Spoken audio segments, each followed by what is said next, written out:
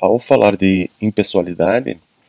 nós temos duas perspectivas básicas. Que o governante não pode se promover, se autopromover no uso do exercício da sua função administrativa e não é possível essa atividade pública ser voltada a beneficiar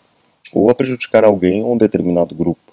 Nessa situação de pandemia, por exemplo, não se pode imaginar a proteção de determinadas pessoas em detrimento de outras, sem que esteja essas pessoas no rol daquelas que a Constituição protege de forma originária, tal como a ideia das crianças que precisam, crianças e adolescentes que precisam ter atenção absoluta, os próprios idosos, e por aí vai, em diversas categorias, em diversas situações e relações entre seres humanos, como por exemplo o trabalhador, o consumidor, a mulher, etc., como a nossa Constituição expressa em seu texto. Tirando essas diferenças de tratamento que, como acabei de dizer, a própria Constituição assim determina, não está sob o âmbito de opção do administrador público proteger mais determinada pessoa em detrimento de outras. E os critérios dessas proteções, elas precisam ser estabelecidos em lei. Logo, imaginar que o gestante, a pessoa com alguma necessidade especial, precisa ter uma atenção prioritária frente às outras pessoas numa situação de pandemia, não é porque um governo é bonzinho, está fazendo uma caridade ou está fazendo um ato superior. Isso é um dever de Estado que o governo precisa atender, senão ele perde também a sua legitimidade de governo e começa a colocar as pessoas em pé de igualdade, o que traz prejuízos absurdos para o cumprimento, o atendimento dos objetivos fundamentais da República, que estão estabelecidos no artigo 3º da Constituição, que determina de forma muito clara que todos precisam estar envolvidos, e quando eu digo todos, governo, administração pública e cidadãos, que conforme a ideia de Estado, né, a gente tem que lembrar que o cidadão não é aquele que está só do lado de lá do balcão do Estado, mas ele também faz parte do Estado como o grande motor, propulsor, o elemento que traz o grande combustível para o Estado, a energia para o Estado funcionar. Sem a expressão de vontade do cidadão, daqueles que fazem parte do pacto constitucional, nós não temos legitimidade, logo não temos autoridade para o Estado conduzir as nossas vidas por meio da gestão daquilo que é público. E sem essa possibilidade de separar proporcionalmente o que é diferente nos limites das suas diferenças e assim tentar colocar todos da sociedade na mesma marcha de desenvolvimento, digo de novo, conforme estabelece o artigo 3º da Constituição, né, a ideia de transformar a sociedade de forma permanente, a busca de forma permanente de uma sociedade mais justa e solidária é o que nos move no dia a dia. É sempre a esperança de ter uma amanhã melhor do que hoje e a ideia de que nós teremos sim um desenvolvimento intersubjetivo por meio de uma força maior do que todas as nossas individuais, porque nós assumimos que essas forças sozinhas não são capazes de nos trazer o desenvolvimento esperado. Logo, deixamos parte da nossa liberdade como elemento de poder, né, numa ideia hegeliana de Hegel, que uma ideia de capacidade de determinar o que acontece nas nossas vidas para o Estado. Então esses vários pedacinhos de liberdades, vários pedacinhos de poderes estão na mão do Estado justamente para que ele consiga estabelecer caminhos para que esse desenvolvimento intersubjetivo ocorra de maneira concreta. A partir do momento que ele começa a tratar as pessoas fora desses caminhos por ele próprio estabelecido de maneira melhor ou pior, ou seja, para prejudicar ou para melhorar, esses caminhos, os cidadãos vão começar a duvidar desses caminhos, se realmente são os caminhos ideais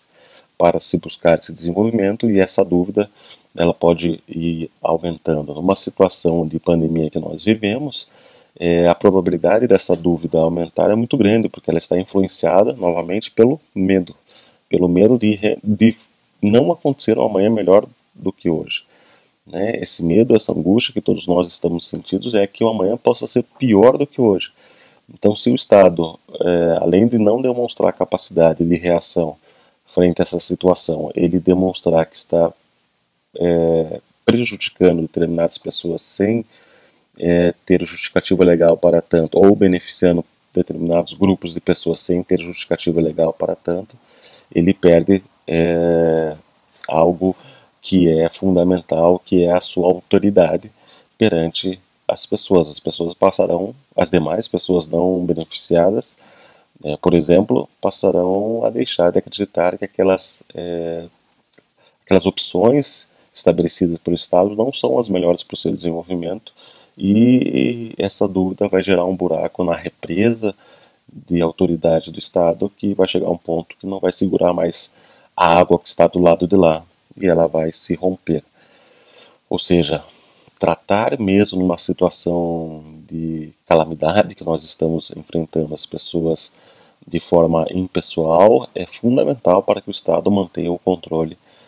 da população. A outra perspectiva, como eu disse para vocês, é do Estado, dos governos não se auto-beneficiarem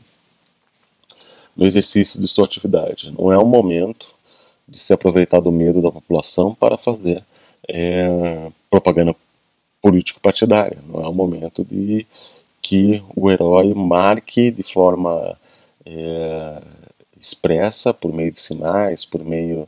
de discursos populistas, etc., como é importante essa sua figura de herói representar algo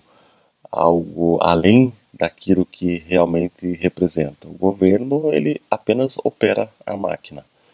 Né? Exigimos dele uma operação minimamente eficiente para que a máquina continue a atender nossos anseios como cidadãos. Quando se utiliza de imagens, marcas e, digo, até discursos de herói, nós estamos testemunhando uma situação de um governo que está utilizando fora da proporcionalidade que deveria a sua atividade pública, que foi conferida justamente pela expressão da vontade do povo. Ou seja, ele perde novamente a legitimidade de ter a confiança do legítimo proprietário titular do poder, que é o povo, para continuar conduzindo essa máquina em prol do desenvolvimento comum. Se nós pararmos para pensar em que muitas vezes sequer o governo pode ter essa imagem de herói, se eventualmente esse governo começa a passar a ter uma imagem de vilão, então nós estamos num barco ainda mais perigoso, com uma possibilidade ainda maior de naufragar. Então, o princípio da impessoalidade, ele de fato é bastante importante para conceder uma legitimidade para que os cidadãos não entrem em desespero, porque a falta de autoridade e a falta de legitimidade faz com que esses cidadãos que conferiram parte da sua liberdade para o Estado buscar essa liberdade de volta. E acreditem, a liberdade que ficou para cada cidadão é muito maior do que aquela que foi concedida pelo Estado. Então, para que ele recupere esse pedaço da liberdade concedido, basta que ele some a sua liberdade com a de outros cidadãos que igualmente possam estar insatisfeitos, e certamente vai ser o caos no sentido de dissolução de governo.